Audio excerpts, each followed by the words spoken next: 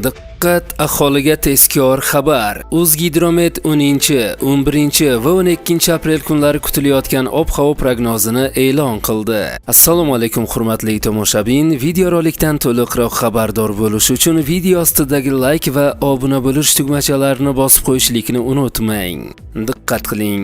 Qoraqalpog'iston Respublikasi va Xorazm viloyatida havo biroz bulutli bo'ladi. Yog'ingarchilik kutilmaydi. Harorat 10 va 11 aprel kunlari kechasi 15-20 daraja, kunduzi 30-35 daraja. 12 aprel kuni kechasi 10-15 daraja, kunduzi 20-25 daraja bo'ladi. Buxoro va Navoiy viloyatlarida havo biroz bulutli bo'ladi. Yog'ingarchilik kutilmaydi. Harorat 10 aprel kuni kechasi 10-15 daraja, kunduzi 27-32 daraja. 11 va 12 aprel kunlari kechasi 15-20 daraja, kunduzi 30-35 daraja bo'ladi. Toshkent, Sirdaryo, Jizzax va Samarqand viloyatlarida havo biroz bulutli bo'ladi. Yog'ingarchilik kutilmaydi. Harorat 10 aprel kuni kechasi 10-15 daraja, kunduzi 23-28 daraja. 11 aprel kuni kechasi 12-17 daraja, kunduzi 26-31 daraja. 12 aprel kuni kechasi 14-19 daraja, kunduzi 29-34 daraja bo'ladi.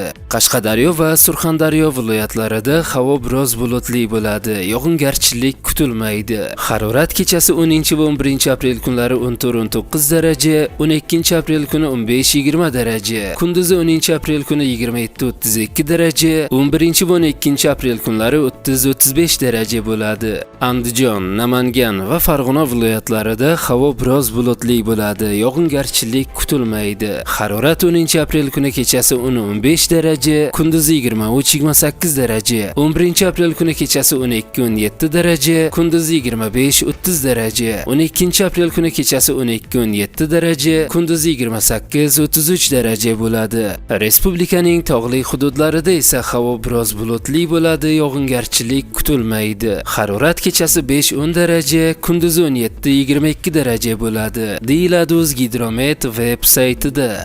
Hurmatli tomoshabin, kanalimiz tezroq rivojlanishi uchun ushbu videoga bir dona like bosib, kanalimizga obuna bo'ling va bizni kuzatishda davom eting. Xayr, salomat bo'ling.